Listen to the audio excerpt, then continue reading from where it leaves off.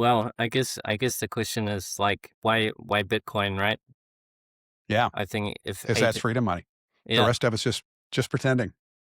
yeah. I mean, that with other currencies, you can get censored, right? You can get your funds taken from you. They can be inflated away over time. So if agents actually want a currency backed by energy that doesn't deflate, well, I mean, we're in the middle of the bear market, so it's a very Yeah, very yeah. much a long term vision. It's emotional deflation, but not monetary deflation. So I think, of course, all of us as Bitcoiners, we're pushing as hard as we can to get agents to use Bitcoin because we think it's the best. But in reality, agents are using everything under the sun, right? Roland, how are you, sir? Welcome. I'm great. Thanks for having me on the show, Sean. Absolutely. I know it is. Well, what time is it where you are? 11 p.m. But Oh yeah, man, yeah. I hear cricket. Yeah, I hear the crickets, and I know it's late on the other side of the world, so I really appreciate it. Although I imagine you're accustomed to late nights in your line of work. Well, hey, so I will provide backdrop, of course, on Alby. I'm a big fan. I run Hub on, as I said, my trusty Umbrel here in the corner, and I think I sent you some links. I've wired up um, Nostr Wallet Connect payments from my website over an edge function to my hub. I mean, I'm in deep. I love the stuff. Not everybody else will be listening or watching, so we'll go through some of the basics. But let's sort of start here. And I think it's one of the most interesting points in the arc so far of Alby as a company and as a team is the decision in January of last year to shut down your custodial wallet and graciously offer users the option to move over to self custody or frankly, go find another product. My words, not yours. This is a very specific sort of high stakes story related to trust, which is the theme, of course, of this show, which is a company choosing principle over convenience. And so, walk me through, Roland, that decision to kill off the custodial wallet last year. You had users who depended upon it. I certainly saw the buzz and the noise on Nostr. What was it that ultimately brought the team to say, "Hey, we'd rather face the wrath of users and customers than hold their keys"? Yeah, so this actually started way before January of last year. We launched Alby Hub about 2 years ago now, I think. Um, and the reason why we did it, well, is actually quite a positive thing. We kind of got a bit too big. At one point, I think we were processing over 1 million transactions a month. Um, we had a lot of people running the custodial wallet, not just It was. individuals, but businesses as well. And some of the businesses were possibly doing some questionable stuff. Might not be completely aligned with our vision. But actually, if we look back even further towards Alby, where it really began with the Alby extension, the first thing the Alby extension could do was connect to your own LND Lightning node. It was a self-custodial product right from the beginning. Um, but the reason why we added this custodial solution is because at the time, it was very difficult for the average person to have a self-custodial node. Um, so we had this thing called LND Hub, and the idea was actually, even then it was an open protocol. We were hoping that more people would spin up these LND Hub things, which basically mean you can have one LND node shared by many users. Um, Turned out that, The Uncle Jim model? yeah, yeah, which we've actually kind of come back to a little bit with Alby Hub, but in a slightly different format. Um, But yeah, so that didn't really happen as intended, or maybe self-custodial Lightning took a little bit longer than we thought, right? So, um, yeah, the custodial wallet became really popular. Um, and then in the US, Phoenix going out of the US, Wallet of Satoshi shutting down. Um, we also kind of had to make a decision, right? And we had two possible paths. Um, One was to introduce KYC and go the fully regulated route, or we could go back to self-custody and push self-sovereignty, which we chatted in the team, and that's that's what we want to be, right? We want to be self-sovereign Bitcoiners. Um, we want to build open source software on open protocols. Anyone can run it. So yeah, and actually, the thing that made all this possible at that time was also that Nostr kind of came out. Nostr was very, very new at the time, and they had just introduced Zaps. So basically, you can request a Lightning invoice from another user in Nostr, and pay it with your Lightning wallet. And one of the things that was not so user friendly at the time is that if you want to zap someone, you would request an invoice from someone, and then you would have to open up like a separate Lightning wallet, or maybe you don't even have a Lightning wallet. And this was kind of the origination of this thing called Nostr Wallet Connect, which is basically you could stay inside your Nostr client, push the Zap button, and it would make the Zap payment without you having to go to a different wallet. Instead, your Nostr client would remotely connect to your Lightning wallet. And so this simple. And I think it's worth noting, we fast forward and you tap one button and I send you 21 sats because you posted something cool. X and the rest of them are still wrestling with this. And I think for those who maybe aren't so deep in it, it's really worth calling out that this is what, Roland, 2 years ago, I guess, that the Zap spec sort of, started to take shape. And so again, here we are 2 years ago, 2 years rather later, on Nostr, zapping each other like crazy, sending actual money, sending real value, literally at the tap of a thumb. And the rest of the world is, I don't know, issuing Stripe invoices. But anyway, so, kudos is what I'm trying to say, but please go ahead. Thanks. So what we realized is Nostr Wallet Connect can be way more than just Zaps. Actually, it's like, it's basically just allowing an application to seamlessly have some sort of access, like budgeted access to a Lightning wallet or a Lightning node.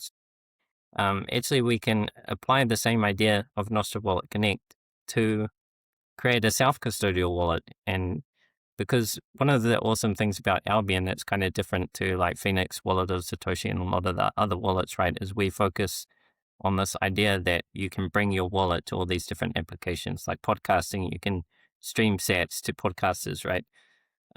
That's where mine go right now. For anyone who ends up seeing this and streaming, that they'll land in the corner over here.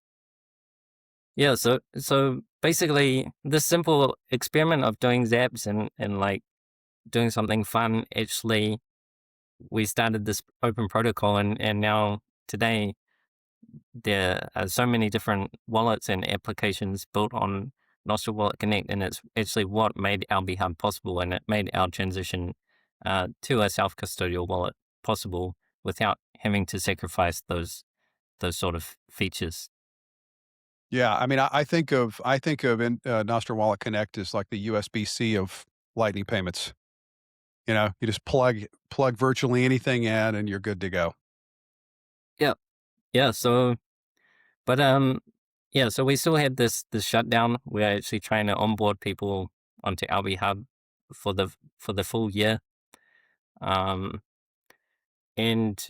Alby Hub, compared to the other Lightning nodes, we really kind of tried to focus to make it easier for a normal user. So even though it's self-sovereign, we tried to address some of the pain points, like you must have a channel, right, to be self-sovereign, to have your own Lightning node connect to the Lightning network.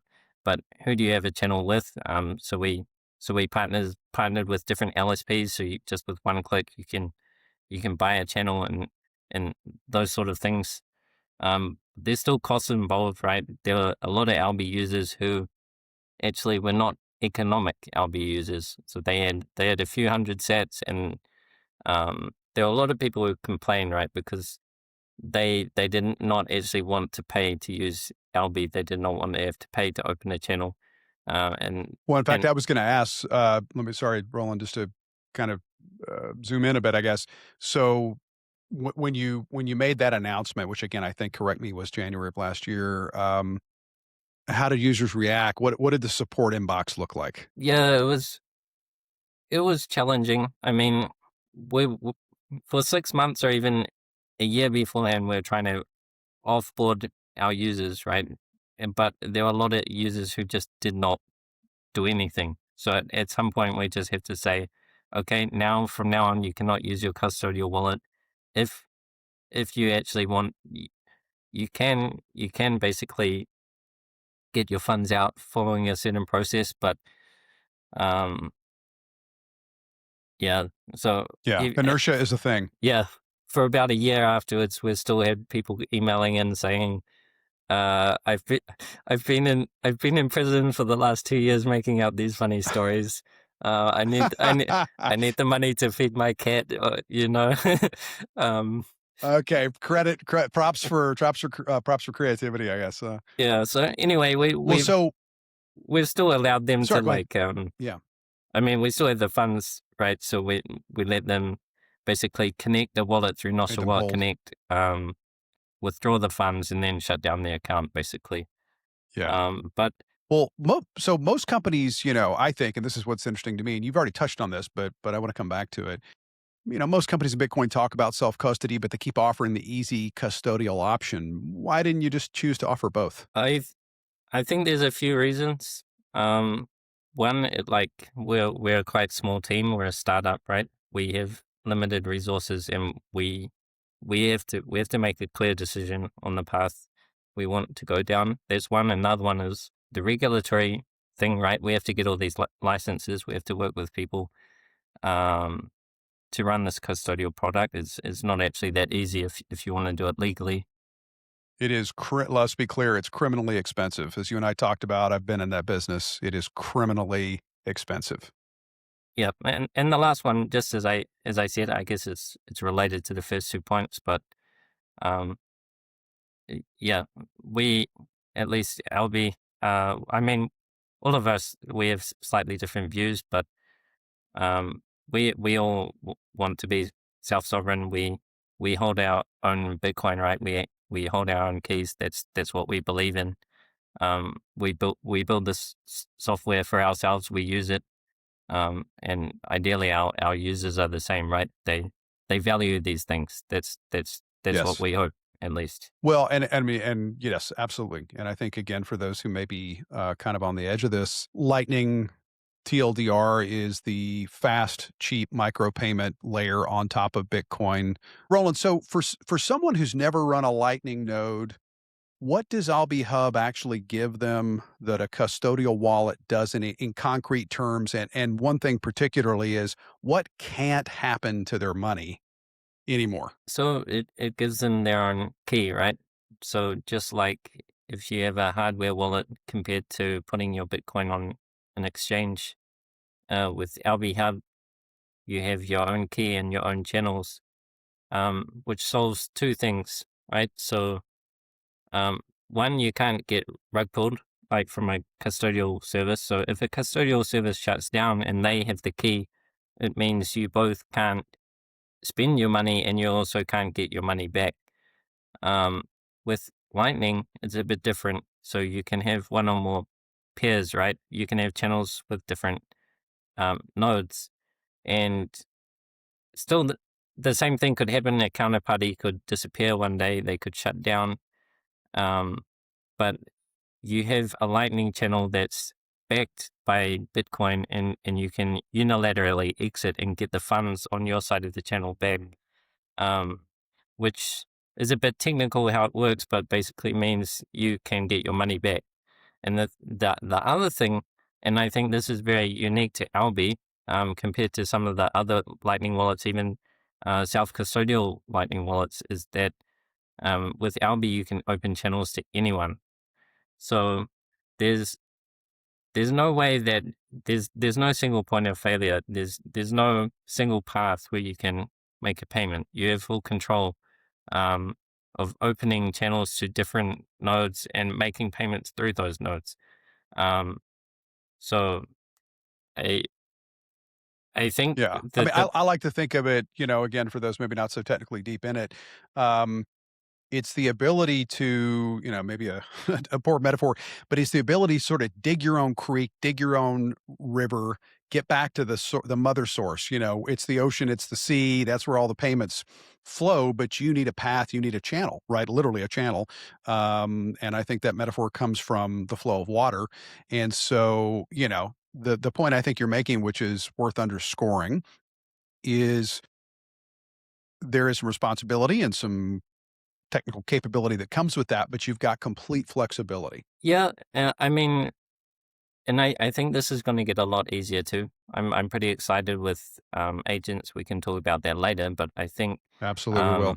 um, all the technical challenges kind of go away, and not just that, but if we have this idea where everyone has a personal agent on their own machine, um, that also covers the hosting part, right? Because this was one of Right. the big challenges for um, normal users is if you want to be self-sovereign, you need to run your node basically on a dedicated machine that you control. You have the keys, right?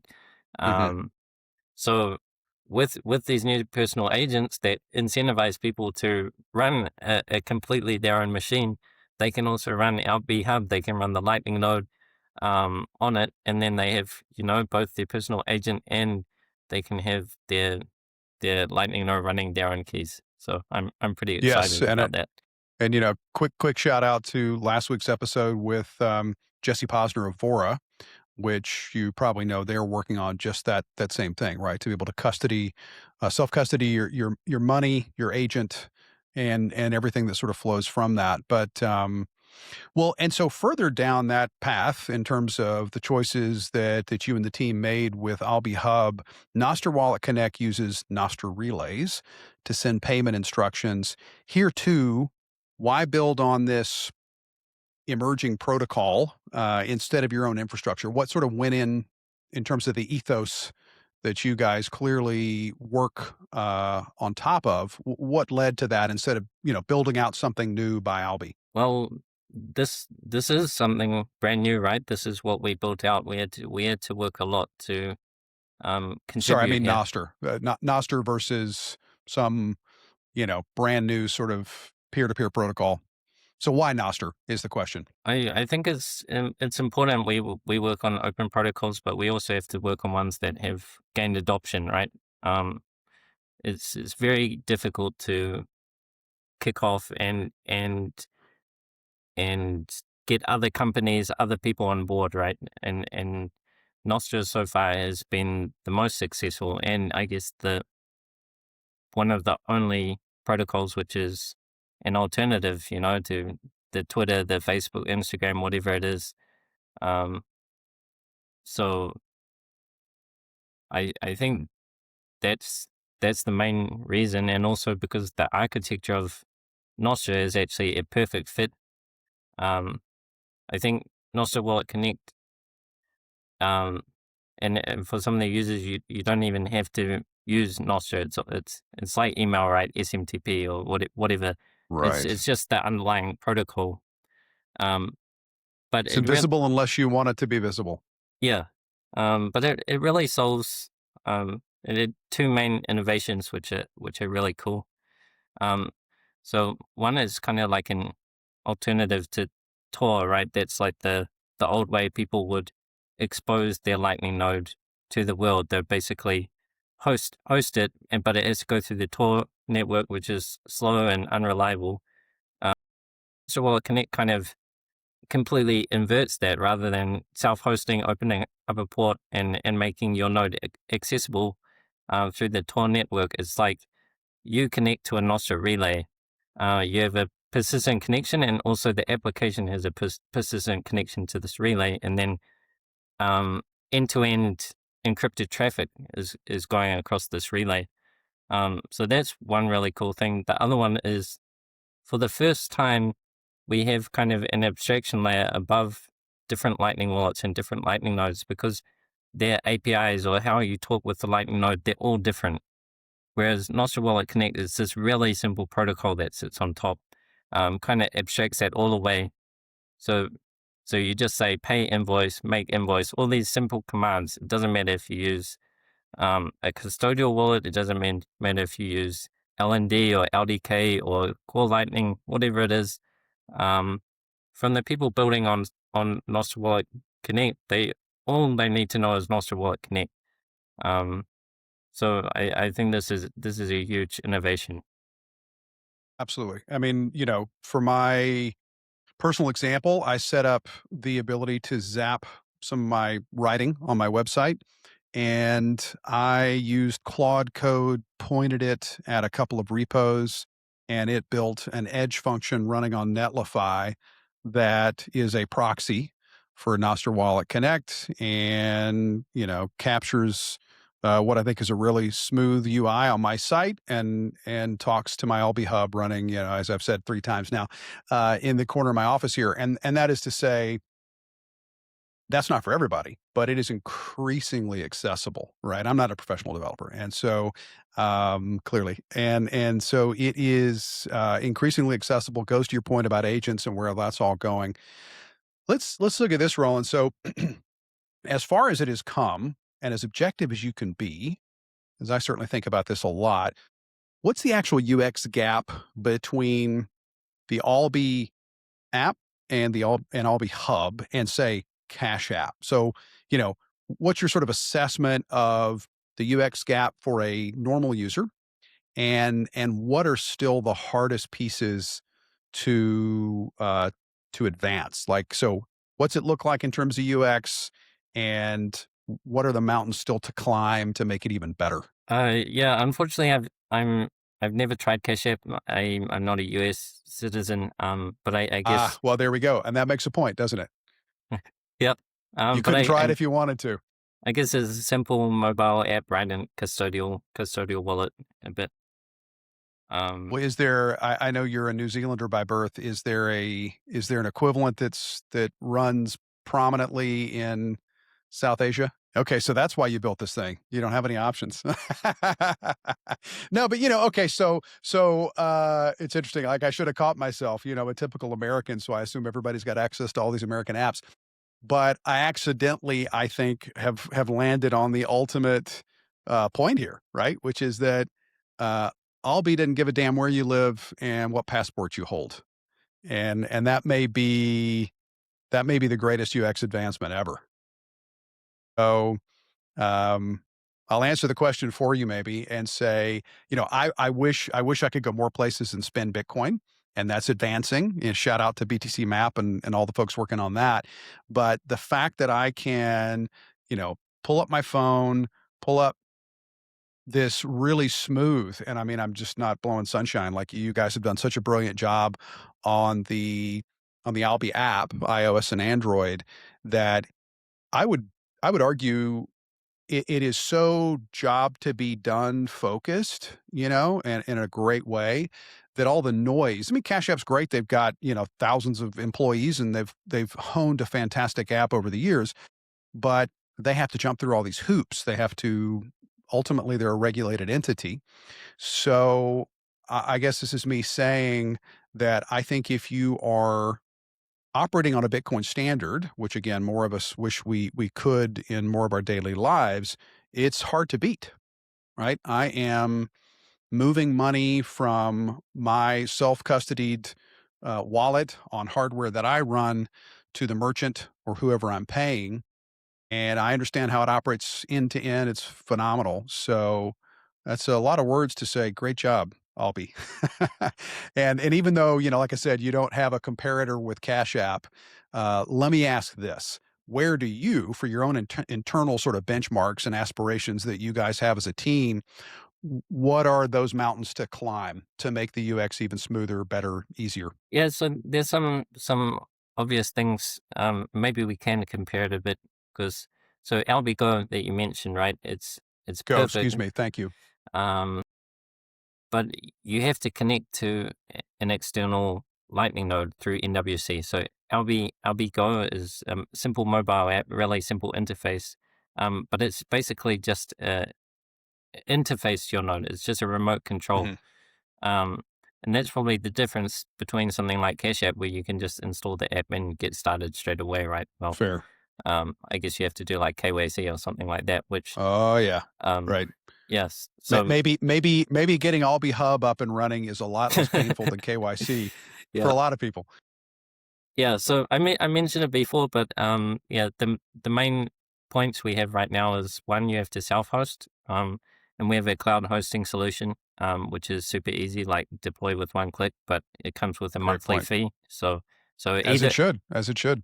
yeah, but either way, that's one barrier, and the other one is opening your first channel, which so we have different options. Like if you buy a yearly hosted plan, we'll open your first channel for free.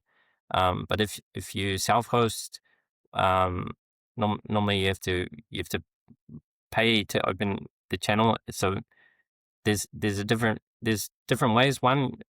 Our recommended one is you just buy a channel from one of our LSPs. It doesn't cost much, and you don't have to put up the liquidity in front, right? Because the old way of opening channels is like you have to deposit 500,000 sats or 1,000,000 sats into your Lightning node and then open an outbound channel.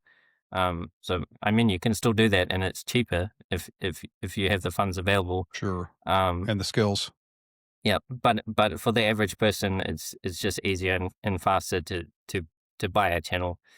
Um, so one of the things we are researching right now, which is quite cool, LDK node, which powers Alby Hub, recently added support for splicing, which Phoenix also does. Um, so basically, you can increase the capacity on an existing channel, rather than having to open multiple channels, which is cool. And the other one is just-in-time channels. So rather than right now in Alby Hub, you pay and open a channel um, upfront, and you kind of estimate how much liquidity you might need to receive or send payments. But with just-in-time channels, especially for a merchant, I think it's quite interesting because you can spin up an Alby Hub node, and you don't have to pay anything. But as soon as someone tries to pay you, the first payment that comes in will open a channel, and um, just a part of the first payment will be deducted for the channel opening fees. So Sure. Well, and I would just say my take on this again for those who maybe are not in the weeds, and I'm sure others will take issue with my metaphor here, but I liken it to a zero interest rate line of credit that you can grow and shrink as you will, right? To facilitate payments. And where do you get that deal, right? So, I'll again just say kudos because I think this sort of graduated experience from I just want to pay, just take my money, host it, do all that, to I've got full control is something that's really unique about Alby. yeah, Well, so let's do this. You've solved self-custody for humans, largely, and I know it's, I say that somewhat tongue in cheek because I'm sure you guys have lots of goals to make it even better, as you've talked about. And now you're building the same thing for machines, for agents. And so, um, you have built a system whereby an AI agent can connect to a Lightning wallet and make payments on its own. Why does it matter whether that agent uses Bitcoin, say, versus one of dozens of crypto projects, Stripe and the rest who are supporting X402? Why should our agents that we are hopefully, as you said, self-hosting or self-custodying, why should they have freedom money too? well, I guess the question is like, why Bitcoin, right? Um, Yeah, I think if because that's agent, freedom money. The yeah, rest of it's just pretending. yeah. I mean, that with other currencies, you can get censored, right? You can get your funds taken from you. They can be inflated away over time.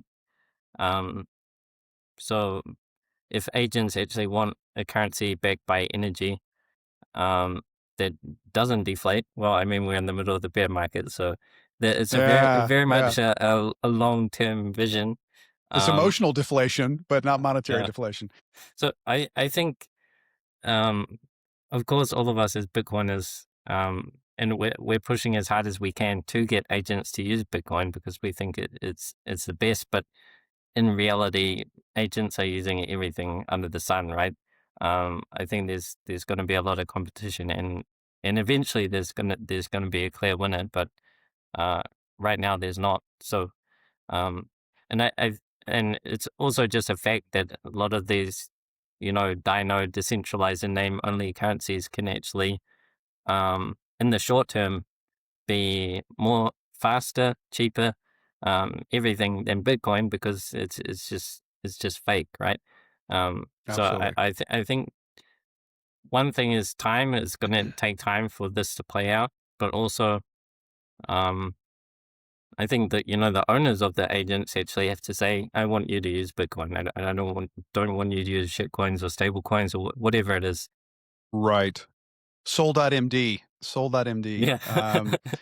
Well, let me so let's pull on this thread a bit more. And you and I talked prior. Matt Corallo at Spiral, Bitcoin core developer Matt Corallo, just published a piece today called "Open Source AI Needs to Get Serious." And the quote that I pulled is, "Open source agent developers are still stuck in a 'why can't I just give my agent my credit card number and call it a day' world." And even in the moments I've had to think about this, and certainly in recent weeks and months, I've taken a hard look at skills and plugins and MCPs. And, I said half jokingly, these sort of OpenClaw simple text files, these fantastic markdown files, soul.md, tools.md, all these things that now are kind of an incantation of an agent. So my question is this: what are your take, Roland, on discoverability, right? So you said, and I agree, that the humans in the loop need to direct their agent. I would contest that we also, as Bitcoiners and within the Bitcoin sort of sphere, have to make Bitcoin, Lightning, Cashew easier to discover, easier to install, easier to operate. What are your takes on that? Where we are and where we need to be? I, I I have a cool story, and I think this is 100% true. Um, so I'm working on this project just on my own. It's called the Autonomous Agent Onboarding Project. Um, because yeah, so since the start of the year, I mean, I've been having so much fun with OpenClaw. Super inspired. Like, if you haven't listened to the Lex Fridman podcast with Peter Steinberger, Cloudfather. yeah, yeah. It's I'm absolute. halfway in. Okay. Yeah. Yeah. I hear the good stuff's on the back end, so I look forward to getting to that. I mean, the better stuff. Yeah. So so to kind of explain my experience with OpenClaw, um, from the very, I mean, I've been full on working on AI stuff since the start of the year, and um, at the beginning, I didn't have much time to set it up. One of my friends, he really recommended OpenClaw. Have you tried it? He's not a developer, but he's in tech and affiliate marketing and stuff, and he managed to like automate a whole bunch of the stuff that he's doing. He was really pumped about it, so I'm like, okay, I'm gonna try it out. And I like I set up a fresh VPS, and installed it and connected um, to Telegram just to try it out. And it was like, at the end of the day, I'd been working all day. I'm like, okay, I don't really have time um, to do any more than that. And so I like turned off my computer, and I was going for a walk with my dog, and I had it on my phone, right, and I just started chatting, Yep. and then That's it, man. yeah, and then it just and then the magic moment happened, right? It's like I have this personal agent now 24/7. It has a whole computer to do whatever it wants. It can work whenever it wants. This is so For good or for awesome. bad. Yeah. And the first thing I did was like, okay, um, get yourself an email address. I want people to be able to email you. And I was on my phone. I didn't have anything set up. And it's like, okay, here's the things that you will have to do to get me an email address, right? And Okay, I was going to say, because if you did, not to turn this into an open claw conversation, but why not? Um, I had to set up a Proton account. If you were going to tell me that it actually succeeded in establishing its own email address, I was going to be pretty pumped.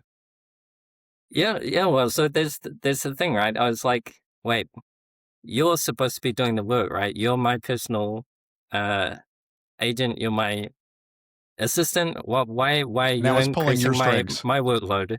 Like, yeah, Yeah. I'm like walking. It's like 11 p.m. with my dog, and I'm like, oh man, why do I have to do more work? I've already been working all And your day. agent is like, okay, meat puppet, go set up this account. Yeah. Yeah. So that's kind of so I started and actually my OpenClaw is the one building this project is on GitHub. But we started kind of from scratch. Like, what if the agent itself could set up everything it needs? What does it need? So it needs like a Bitcoin Lightning wallet. It needs some AI tokens, right? Those are basically the two things it needs. And from there, it Right. should be able to um, set up everything else. It should be able to buy any services it needs, and it can even spin up other agents. And this is kind of funny because I was the first one in the world to create an OpenClaw that could actually spin up like a child OpenClaw that would pay for its machine, its hosting with So a Bitcoin. separate VPS. Yeah, It in turn spun up. Wow. LNVPS. yeah. LMVPS used Nice. pay per queue, so it was paying for AI Yeah. credits with Bitcoin. So just those two things, it managed to spin up a child like OpenClaw. It had its own Lightning wallet. It had its own. Is paying for its own AI credits and VPS, and from there it can do other things. So And so it's lobsters all the way down. It's no longer turtles, it's lobsters.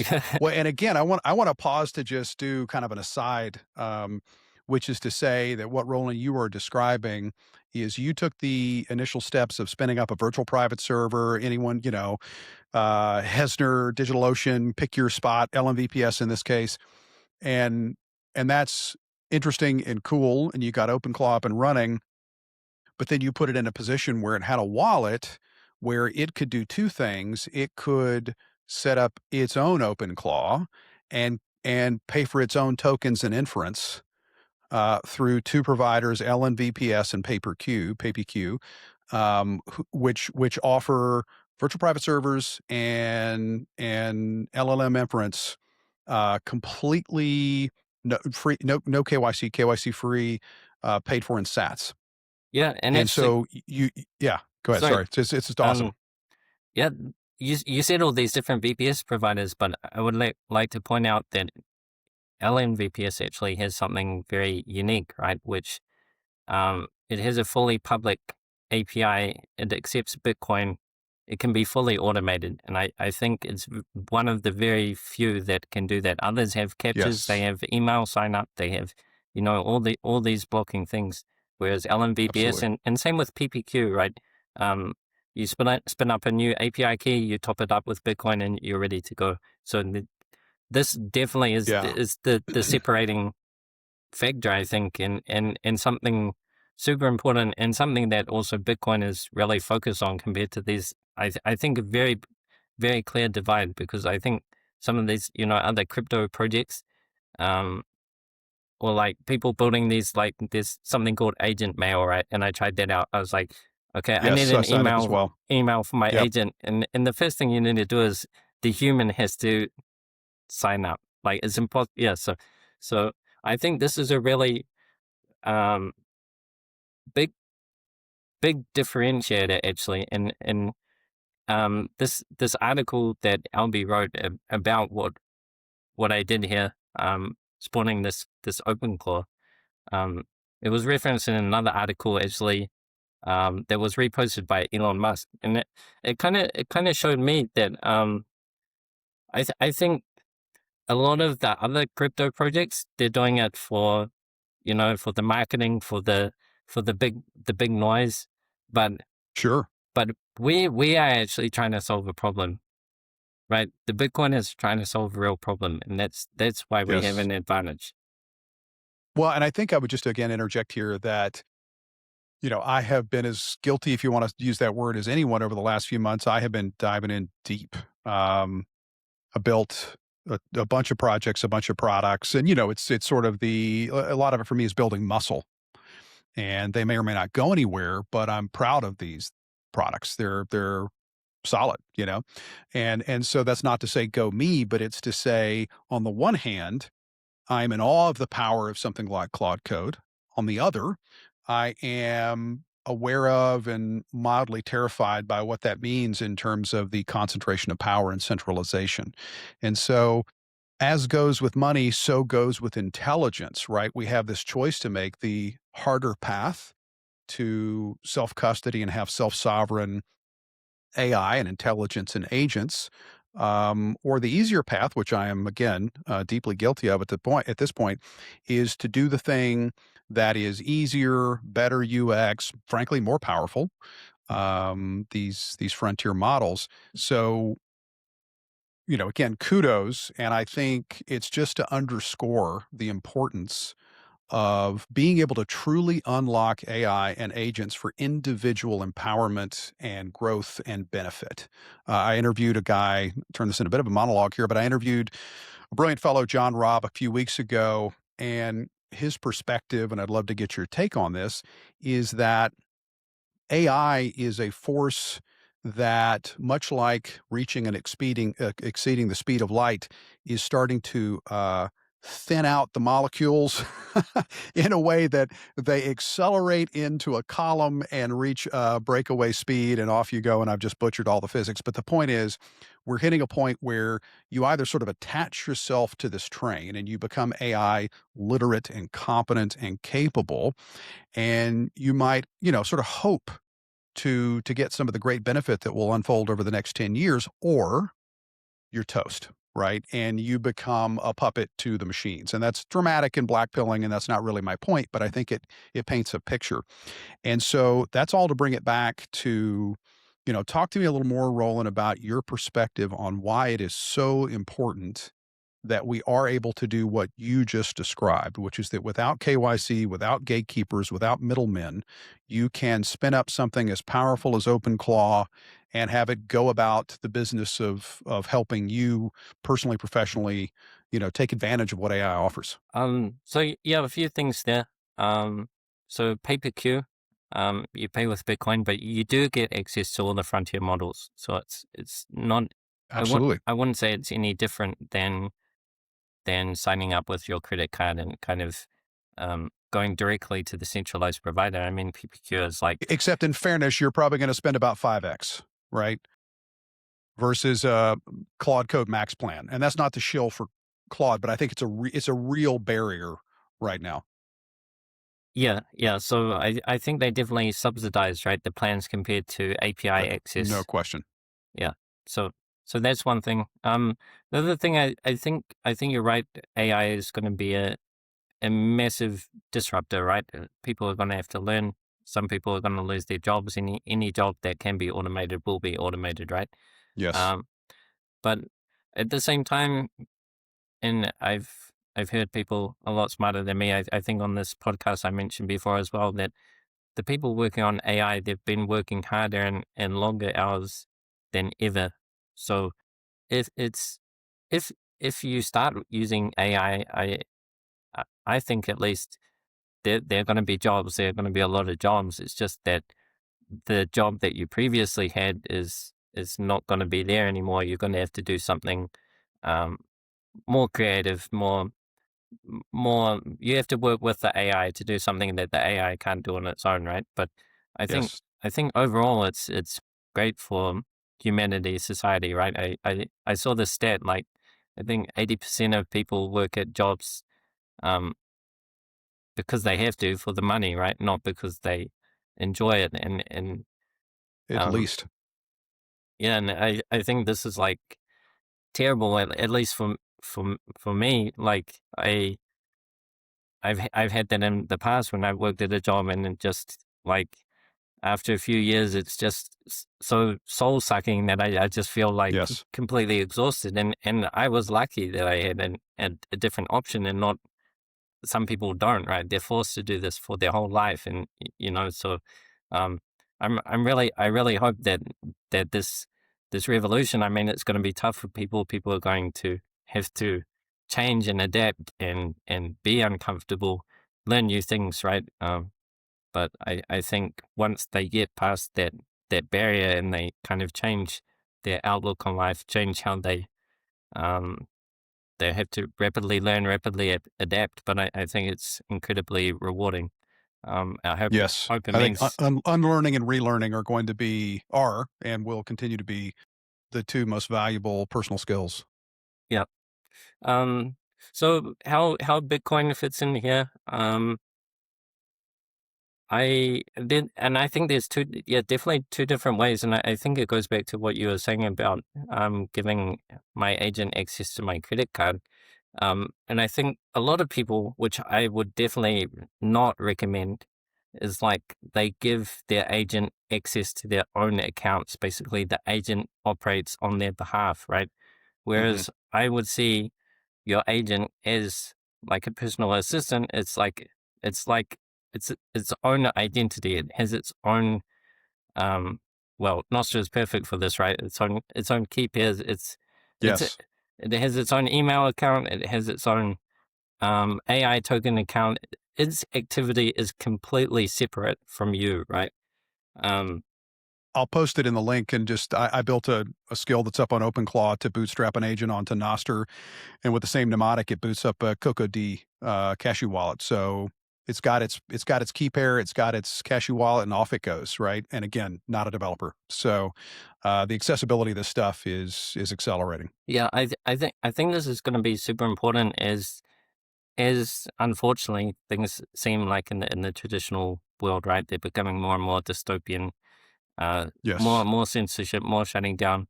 If all your activity and your agent's activity is tied to your own name, I think there are going to be really big problems.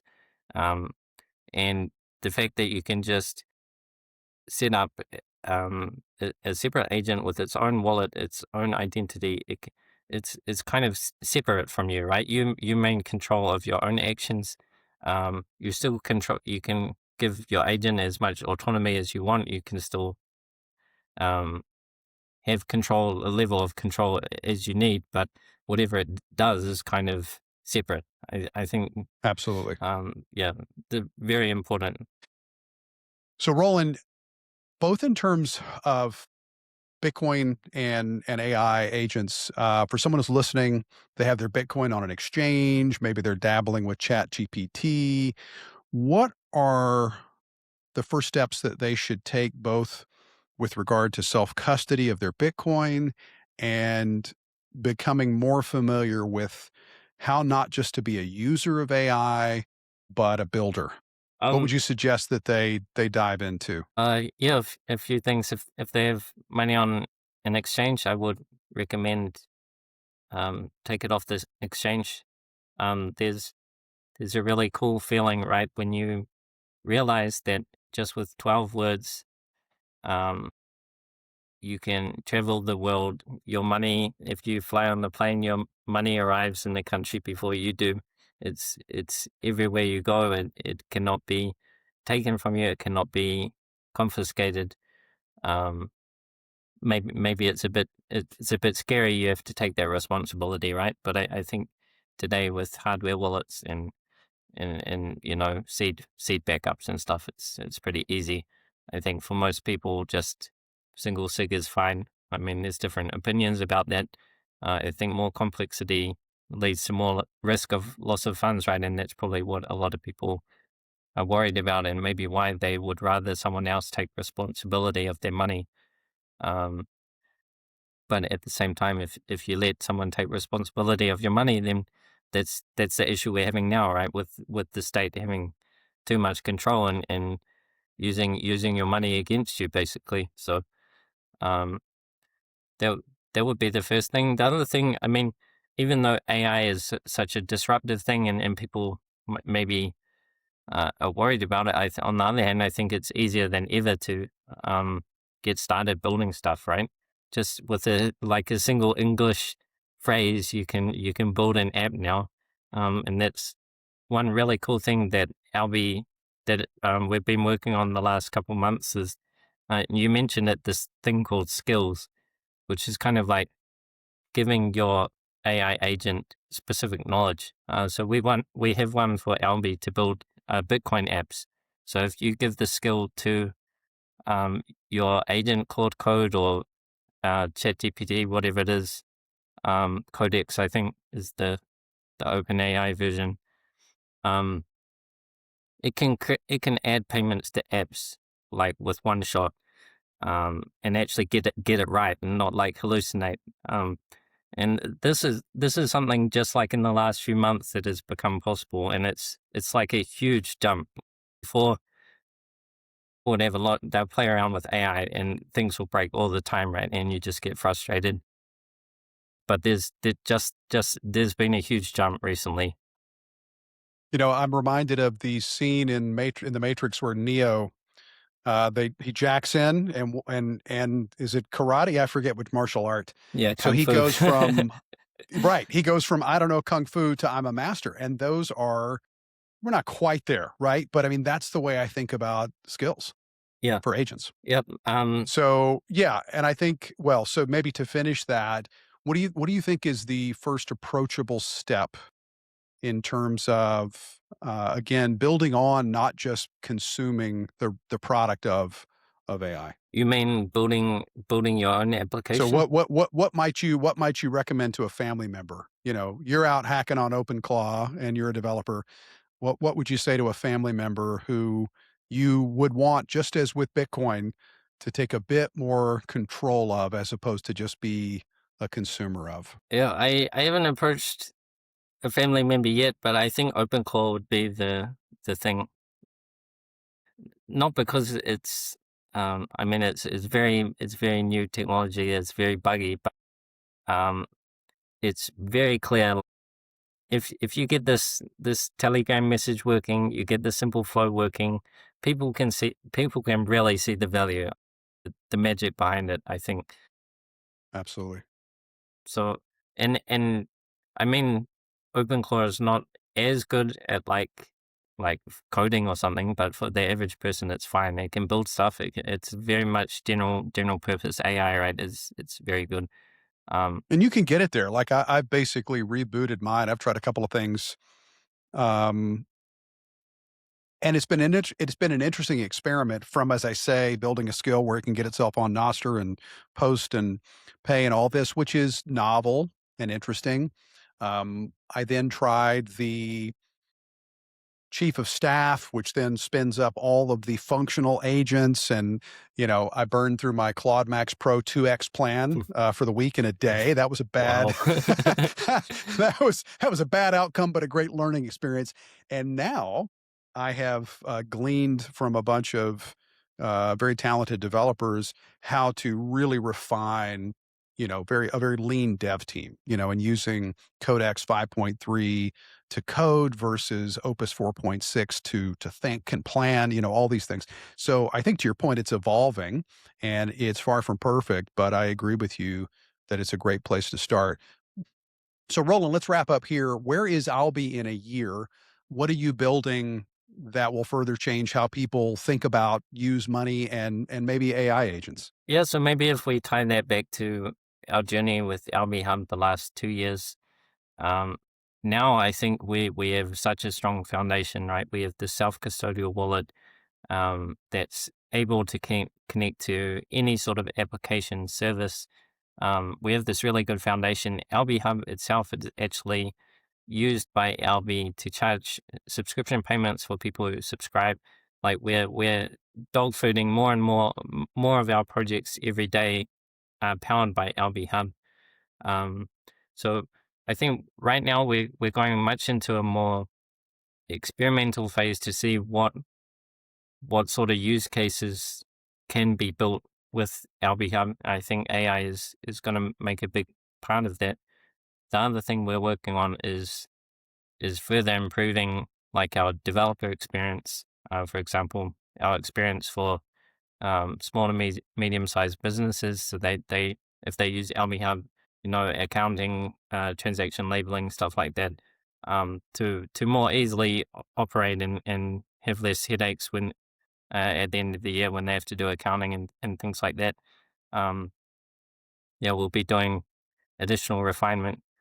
Um, Actually, I didn't mention yet, we did recently release a huge improvement to our developer experience, which I think is quite interesting. And I think I'm proud to say I'm pretty excited that I think we brought Alby actually to the absolutely forefront, the best tool for developing with agents. And there's kind of three parts to that. So I already mentioned that the skill, right, that you give to your agent. You install Kung Fu in this case. You install The jack in the back of the brain. yeah, Yeah. yeah. You install Nostr Wallet Connect, Alby knowledge, how to use Alby tools. But we have another thing called Nostr Wallet Connect Faucet. And if you know about test networks, it's a common thing where you like when you're building an app, you won't use mainnet Bitcoin, you'll use a testnet Bitcoin Play and money. yes, Play Money. But we made one Play Money for Nostr Wallet Connect. So it's another level above Lightning. Actually, it's kind of like you can almost think of it. So there's on-chain Bitcoin, then there's Lightning, and then Nostr Wallet Connect is like a third layer above. And it basically gives the agents ability to spin up these fake Nostr Wallet Connect wallets, as many as they need. And this is super powerful because it means the agent can actually write end-to-end test cases when it's building, and actually test the whole flow of the app. So it can even spin up like a browser, go through the app, spin up Wow. these wallets, make real payments, and test the whole flow without a human having to, manually test. That is amazing. And I mean, for anyone who is a developer, they'll know it will be obvious to them that the ability to write these unit tests and to be able to truly stress test all components of the flow from, inception of an action to complete payment, that's tremendous. Yeah, so I'm pretty excited. I can Because see it in your face. That's awesome. yeah, because I spent a lot of time and I was looking at Spark and Arc. Maybe we can talk about that a bit. But I also excited so I was trying to find a way, how can we make the onboarding even easier? Um, but when we really stepped back and looked at what the developer experience is from the beginning, how you build apps, actually not even having to create a wallet for yourself is even better, right? So not even like a wallet without channels or a custodial wallet, but just a completely fake wallet that just works like a normal one. You don't have any issues with testnet coins. You don't have any issues with Mm. opening channels. All of that is just thrown out the window. And what you do is just focus on building your app. And so I think this is really awesome. This is a huge achievement from us. So I think over the next year I'm going to be excited to see people using it and see what people can build especially with AI agents this year. Incredible. Well, we're going to do another one of these for sure, Roland. This is just so much great stuff going on. I really appreciate your time today. It's exciting what you're building. Thanks for Alby. Thanks for Alby Hub, Alby Go, and all the great work. I use it every single day. You too, Sean. Thanks for having me on the show. Pleasure. Talk soon. See you later.